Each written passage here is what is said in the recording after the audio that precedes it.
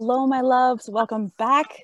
This is the story behind the story. I am Sierra Melcher. This is the author interview series where we check in with women who are writing, creating, publishing books, sharing their insight and wisdom. Today, I'm joined by Gabrielle Stone, bestselling author and awesomeness. I'm just going to let you introduce yourself and tell us about who you are in this moment, what you're creating, and we'll just go from there. Yes. Well, hi. Thank you for having me. My name is Gabrielle. I grew up in Los Angeles, and my normal job, I guess, when I finished school was acting and then transitioned into directing. I never really considered myself a writer until things exploded in my own life that led me to writing Eat, Pray, FML. So I was married for almost 2 years, found out my husband was having an affair with a 19-year-old for 6 months, filed for divorce, left. Shortly after that, met a guy, fell madly in love with each other, and had this whirlwind romance. And he convinced me to go on a month-long trip to Italy with him. 48 hours before we were getting on a plane, he told me he needed to go by himself. And I was absolutely devastated, broke my heart like my ex-husband never could have done.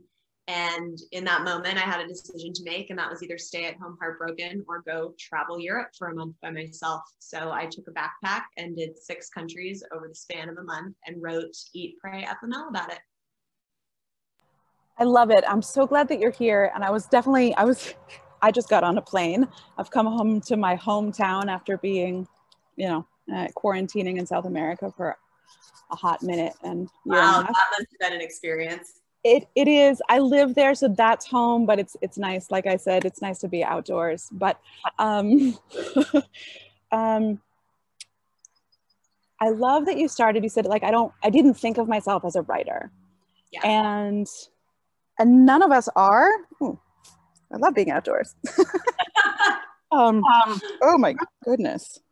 There's a caterpillar in my bra. Wow, I feel like that's good luck. That's a blessing from the trees above. And we are really, really just going on natural. Okay, there we go. No caterpillars in bra anymore. None of us think of ourselves as writers until we become writers. Right. And so many women have something to say or a story to share. So many of them are the scary ones, the heartbreaking ones, the ones that you're like, I don't want anyone to know any of this shit, right? But those are the ones that we need from one another. Those are the stories as readers. We're like, that I need to read the story where somebody completely fell apart that makes me feel okay and human, and like maybe I belong here. 100%. Yes. And I think that, when I finished writing and was shopping the book to publishers, all of them were like, we don't really see if the market's going to be big enough. Like, is your audience going to be big enough? We should tone it down. We should change it. We should shorten it. And I ultimately was just like, you know what, guys, I know how much this is going to connect with people. I know how it needs to be put out to do that. So I ultimately ended up self-publishing because of that. And it's surpassed what you would have needed to hit to be a New York Times multiple times, and has connected with women and men all around the world. I have readers in Nigeria and Africa and Canada. Like it's wild even to me, and it's so indicative of standing in your truth and not being afraid to really put your vulnerability out there, because I think that's why people connect with it so much, is because it's so raw and real and not carefully edited in a way to protect me. And this is a fascinating thing. So many people come and they're like, well, I want the agent and I want the publisher and I want it to be picked up by, the traditional thing somehow, because that's going to validate me and my story. And we forget how much of us is going to get pulled out of that. Right? And to be fair, I was like that too. I came back from my trip and finished this book and was like, no, this has to go to one of the big 5. I know how big it's going to be. And I ended up connecting with another self-published author who became my mentor, Kelly Randis, who wrote the best-selling book Spilled Milk. And she really opened my eyes to the world of what self-publishing looks like. And when you really start to educate yourself on publishing versus self-publishing, you realize that publishers aren't going to do a lot for you other than, you know, pay to have it edited and put your book on shelves. They're not going to market it for you. They're not going to tell people about it unless you have a really big name. They're not going to put money into promoting it. You still have to do that. So at the end of the day, I was like, why am I going to pay out such a large percentage of my royalties when I'm still doing all of the footwork anyways? Right, like 95%, right? You're like, boosh. I signed a deal for my audiobook because that at the time for me was too big of a financial undertaking to do on my own. And the royalties that I get from that versus like the paperback and the ebook I don't know how normal authors make a living with paying royalties. No, I think normal authors don't make a living. And I mean, that's it. There's been a lot, I've been reading a lot about this recently, that you have to have written like 20 books because you're making maybe $1 a book if you are gangbusters lucky. Yeah, it's insane. Yeah, no. And so for people who are newer to this, we often go into it of like, I'm going to go traditional or I'm going to self-publish, but the self-publishing still has this sort of like, shouldn't do it. So I'm so glad. Yeah, the stigma around it, like, so you're a best-selling author, like, and you're starting your second book, or you're halfway through the editing process, and that's really most of the heavy lifting's been done already. Thank God. it's so people who don't want to write books shouldn't try, right? It is excruciating emotionally and logistically. There's so much. And I work with women to help them write and help them publish, both on the, I support the emotional stuff and the logistic stuff. Yeah. A lot of publishers and most even agents are just like, we'll do this for you. But, your spiritual side is you're on your own. Good luck. We'll see you when you come out the other end. But it's also for me, it's the most accelerated professional and personal growth that I've ever been through. Is like the writing of the story. 100%. I mean, I wrote Eat, Pray, FML in 3 months flat, and 3/4 of it was written on my Europe trip by hand in a journal. So that's what got me through 2017. It was my therapy. It was my healing. It was what saved me ultimately. I've never had a deeper soul experience than from writing that book and meeting myself where I was and finding out more about myself. And I've never had a more fulfilling experience in my life, seeing the growth that it's done after it's been published and reaching people. It's been by far the best thing that I've done in my 32 years on this planet. And the hardest, right? The hardest and best. And we forget. I thought sitting outside was going to be a great idea. I mean, it looks really beautiful in the background, so we've got that. The bugs hiding on my face and the caterpillar on my bra. Oh gosh. If we go into things thinking that they're going to be good and easy, we are probably never going to get to the end. And so remembering this and hearing this from people like yourself who have like been through the most heartbreak and kept on going, right? Heartbreak breaks you if you stop halfway through, but you just kept on going. And I like to say that my heartbreak broke me open so that I could love exponentially myself and others. And really, it broke me so I could find myself and put myself out there. And it really, you're right. Writing a book is one of the hardest things you can do, but it's so, on the technical side, it's really hard. And on the emotional side, it's really hard. And I'll tell you, my second book that I'm in the edit on now has been so much harder than the first. I feel like the first one just like came out of me and I like birthed it. This one was much harder to go back and like drudge up some of those old feelings and like revisit things that I wasn't necessarily proud of, because Eat, Pray, FML, I wrote in real time as it was happening to me. And now I'm going back, 2+ years to recount everything that happened after the fact. And it was a lot harder than I was expecting. Again, answer any question, tell me to F off any question. It was a lot harder than you expected. What's some insights, some tools, some nugget for somebody who's going through something that is harder for them than they thought, whether it's a writing process or otherwise? You're still there, you're getting through this process. So what helped you get through it, even though it was harder than you expected? I think first and foremost, to be gentle with yourself and realize that it's not like you're getting up and going to work every day. It's a lot more emotional and draining than that. For me at first, I was like, I'm not going to put any pressure on myself. I'm just going to write when I want to write. I wrote out of order. It was I was just casual about it. I wasn't, trying to hit a deadline. And then I got to a point where I was like, I had my readers continuously messaging me like, when's book 2 coming? When's book 2 coming? And I was like, okay, God, I really have to, kind of kick this into gear at some point. And the longer I waited, it was harder to go back and recount things. And so then when I got halfway through, I was like, okay, I actually need to book a date with my editor so I have a deadline. And that kind of put a fire under my ass and was like, okay, now I actually have a due date, and I'm like, I gotta make time to sit down and do this every day.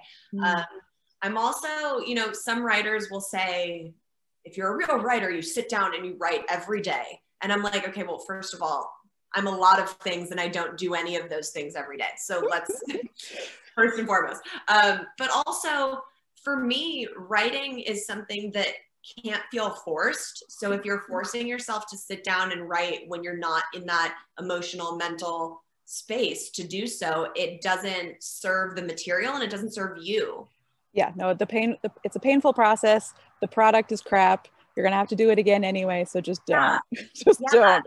And, I'm a big, I love changing my scenery. The second book, it was actually really cool. I was going back and listing all the places I had written bits and pieces of it. And I had written in Hawaii. I had written in Taos, New Mexico. I had written in Sedona, like all these awesome places where I can vividly remember sitting in this serene space and giving myself that time to really drop in. That was really special for me to not have to rush and like be at a desk, because the first one I wrote, on the streets of Barcelona and in a cafe in Paris and at a pool in Mykonos. So, I needed that change of scenery. I mean, of course I wrote a good amount in my home, but it was really helpful for me to have that kind of travel change of scenery, to really drop in and write. I love that. I'm teaching a women's writers course right now, and I'm teaching the absolute opposite of like, you do not have to sit down and write the same way every day. That is that is the masculine, and masculine's good and it's useful, but it's not the only way. No, not at all. The being gentle and the like letting yourself be inspired. I say, if you're not having fun, stop. That's not the same as like, if it's hard, stop. If you're not having fun, like weeping, digging through the things, because when we're doing that work, we know that we're getting somewhere. But if you're just like, that's not progress. And it might not feel good when you're doing the weeping or dredging things up, but it'll feel good after the fact. So if you're not feeling good after the fact and feeling accomplished and like, okay, great, I'm glad that I did it, even though it sucked while I was doing it, then why are you dredging it all up in the first place? Exactly. And I love, it was like, be gentle with myself, but then you also needed the structure, the deadline, the container. Yeah. Otherwise you could still be just taking notes, right? And it'll be 10 years later and you're like, I don't even remember who I was. I have a girlfriend that has been talking about writing her book, and she's so talented and I wish she would, for years now. Yeah. And I'm like, girl, sit down and do it then, and I get that it's timing and everything happens for a reason. And I'm a freaking walking example of that. But there is something to be said for if you're talking about it and you're talking about it and you know it's something you want to do, you're going to have to pull the trigger eventually. For me, people ask all the time, like, what's your process? I don't outline. I don't go through and like write, this is, you know, and that might not be a good thing. My second book, I had to cut 30,000 words on this past edit, and I'm probably gonna have to trim some more. So I mean, for better or worse, I don't outline. But I think whatever your process is, you just have to sit down and really dive in and pull the trigger and get started. And I mean, I do these interviews and we're asking every woman, like, what do you have to share? That doesn't mean that anyone listening to this should replicate to a T what they hear from anybody else. This is the mistake we make, is like, we think we don't know. We look outside of ourselves for advice, and then we just do what worked for somebody else. And then we feel bad when it doesn't work for us, instead of being like, oh, well, I think better when I'm walking. But when I sit down at the computer, I have nothing to say. Well, then don't sit down at the computer and write your goddamn book. Take your phone and speak into your phone, and there you go. There's your book. I'm like, oh, I didn't know I could do it that way. And that the whole expectations about who we are supposed to be and what it's like to be a writer, most of that, the clutter that's separating all these women from like finding their story, telling their story. And it sounds like you found your recipe. It doesn't have to be anybody else's exact recipe. Exactly. And the recipes can change, you know, like that might work for me if I were down to write a different story. You know, I always use the example, going to acting classes, I would never really fully resonate with one teacher's technique, but you go to different classes and different teachers and you're like, okay, this worked for me here, this worked for me here, and you just put it in, and that makes up your own technique that works for you to take on set. It's the same thing with anything you're doing, especially writing. It's like, okay, well, the deadlines don't work for me, but not outlining does work for me. And then this doesn't work for me, but this does work for you, know? So it's just a matter of finding what works for you and what gets the job done. And we can't find out what works for us until we're trying it and be like, oh, that didn't work. Trying and failing, process of elimination. Do you have a working title for your next book? I do, but I haven't announced it yet. Fair enough. Keep the secrets. I like it. Like, I'm not telling. That's good. When you do announce it, I will put a little extra note in the show notes, and we'll all know. Yeah. And yeah, I was so excited to talk to you about the writing process, the publishing process. I love that you could have pursued the big five, but you made a different choice for yourself. But also it's like, we have stories to tell, and it takes a fair degree of courage just to live those stories, and a whole nother degree of courage to then let the rest of the world know. And so, yeah, I just wanted to thank you for sharing that story. Thank you for that. I appreciate that. And don't get me wrong, we went to the big five. I think it was a big blessing that the universe decided to be like, no. Some of them flat out said no. Some of them were like, well, we're interested, but we would want to make these changes. And ultimately, you know, if I had gone with one of them and changed it to their liking, it would have been a lesser book, and it would have taken 2 years for it to even hit shelves. And this was so emotional for me. Like, I needed to get this out into the world. And I would not go back and change it any other way. You know, after the success of the first one, my manager was like, well, we should shop the second one around. I was like, you can shop it, but I would have to get an insane deal to give up what self-publishing has brought me, like the financial freedom that I have never had, that I now have, and the creative control. That was really important to me. Like, I shot my own cover. I did the whole design with my cover artist. I got to decide when it was released. I get to track every day and see, you know, exactly what it's doing, and correlate that with what promos are working and what sells the best. and I wouldn't want to give that up. You know, Yeah. I've seen too much of the good side of self-publishing to ever be like, oh, sure, let's just give up half my money for what, you know? Yeah. A lot of, I think of my books like babies, right? They're like my children. Yeah. And a publisher is who's going to help you raise your kids, Right. and keep them like weekends and, you know, yeah. like, And I don't trust anyone enough for that. Yeah. I know. I'm gonna self-parent here. I'm gonna like solo parent. And so I love that you chose, even with a bestseller under your belt, you chose to self-publish again.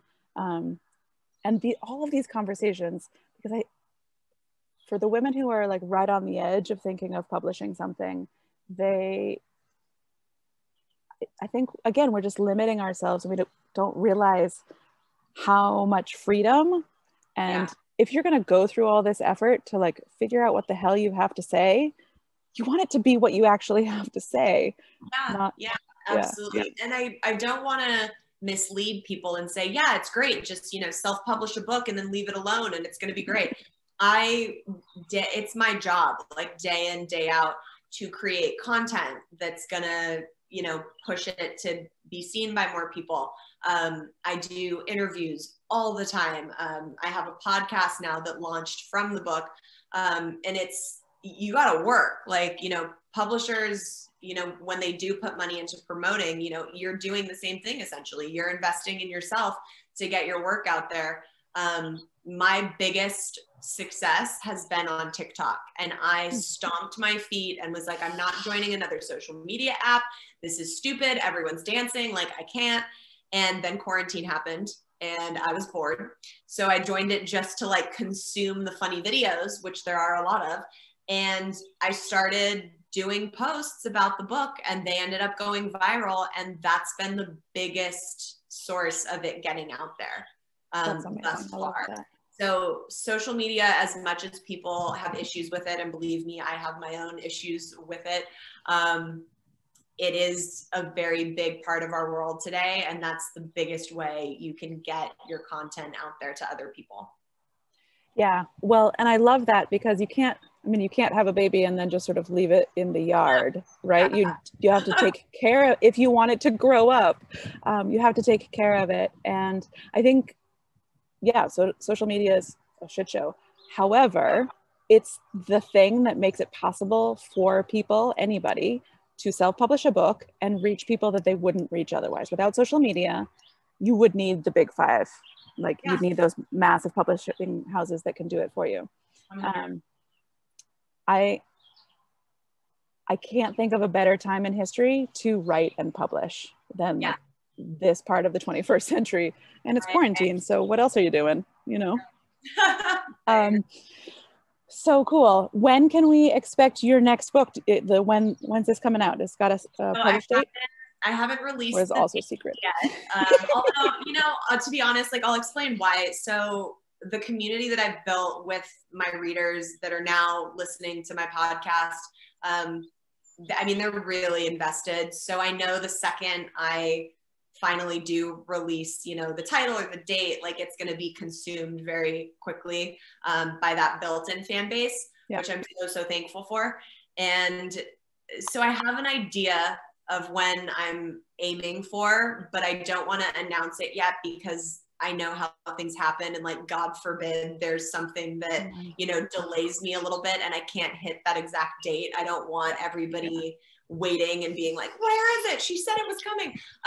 But soon, and this year. I'm really like churning out on the edits with my editor. This last one was freaking brutal. But now I feel like we're over that main hump, and the rest is kind of just like finessing and like tweaking. So I'm actually excited for the next round because of that. Nice. Excellent.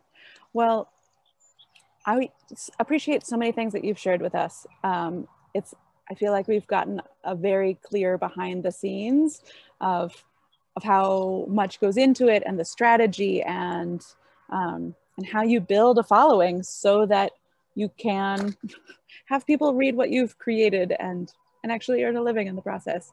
Thank you. And I want to point out that, you know, for people that go and look me up on social media, I didn't have a massive following when I published this book. I published it almost 2 years ago this month, actually, which is wild. And when I launched it, I probably had 12,000 followers on my Instagram, which, you know, I mean, I guess that sounds decent to some people, but that's not enough to, you know, have the success that the book has had. So I've really grown my platforms in the process of it. And the great thing about books is that they don't have, you know, a shelf life, because there's, you know, the videos that went viral that really started pushing the big numbers out was about a year ago. It was a year into the process. And, you know, anytime those random videos go viral and spike, you see the numbers jump, and then it like brings a whole new audience in. So I think that's what's really great about social media and having, you know, a book that's out there, is that it's, you know, there will be people that find this book in 5 years from now and discover it from the first time. And that's kind of really like special to have. Yeah, it's an evergreen gift that you've put out into the world. Yeah. Last quick question, actually, because you've mentioned your editor and a manager. Who are the people that help? Because before I ever wrote a book or published a book, I had this vision that authors are these like solo creatures. It's so wrong. It takes so many people, their wisdom, their advice, their time, their energy, their effort and expertise. Who do you consider, not like every person that you've ever worked with, but just who are the main people that help you, the creator, get from A to Z? That's a great question. So my manager is just really acting and directing, but he works with me on kind of like if I need help as far as getting in touch with people or anything along those lines, but he's not really involved with the book per se. So it's really my editor is the biggest one, and she's doing the second book with me as well. And people ask on my videos sometimes, how do I find an editor? And I Googled, I researched. It's called a search engine. Yeah. I pulled up different editors, and some were astronomically expensive. And I found one that was in my price range that I connected with and vibed with. You know, we chatted back and forth for a while, and I really, really liked her. And she did a really great job at giving me her honest, blunt opinions, but then also being like, but it's your book. So if you want to fight me on it, fight me on it. And then we'll decide, you know, like she never made me feel like I had to change anything, which was really important to me. Yeah. So it's my editor, and then I have my formatter and my cover design, and me. That's amazing. That's really it. I did the first 2 months of the book, had a publicist that was helping me kind of get it out and book me on some different platforms. But as far as the core group, it's the editor, the formatter, and the cover designer. And for anyone that's listening, my editor is Erica Ellis at Ink Deep Editing. And please tell her that I sent you. She's wonderful. I have no qualms in sharing her. And I love how much you described that, because the editor is the person who's taking your thoughts and your words and your ideas, making them hopefully still yours, but like shaping your work. And so you do definitely need to like, respect, and get along with your editor. Yeah, and honestly, like, do not skip that step. Some people are like, oh, I had, you know, my friend who was an English major read it. No, don't skip that step. If you're going to put money into anything, it should be an editor. And a good editor won't change anything. What my editor did with me, especially in Eat, Pray, FML, was she showed me the places where I could take things out that weren't relevant to pushing the story along, so that I then had room to go back and expand on the really important stuff. And obviously, like, you know, I'm not a programmer person, so you really need that. It's very important. So yeah, it's one of the most important steps to take. Well, I am so glad to have this chance to get to know you better. I read your book. I felt like I knew you. And that's the beauty of it, is that you have become people's close friends because I'm listening to your audiobook, and so I'm hearing your voice, your story. I'm like, pour a glass of wine and hang out with Gabrielle. It was just like, Yeah. we get to know people even without knowing them. And that, for me, that's the power of a book that transcends time and space. And your story is going to reach more people than you ever will be able to talk to yourself. Thank you. I appreciate Yeah. it. And I think that's why it's been the most fulfilling thing that I've done, because of all the messages I get from how my story has changed other people's lives. And I hear that every time, is like, I feel like you're my best friend, which is great because we all need that. So the fact that me putting my vulnerable, messy stuff out there has given so many people that is really beautiful for me. Yeah, good. Well, I hope this conversation inspires more women to put out their messy, because it gives us permission. It gives others permission to just be a little bit more of ourselves. Yes, the story, do the thing, put it out there, because honestly, it's going to reach people and it will help people and it's going to heal you in the process. All good will come from it. Yeah. Thank you so much. Subscribe, follow, all the things that you're supposed to do.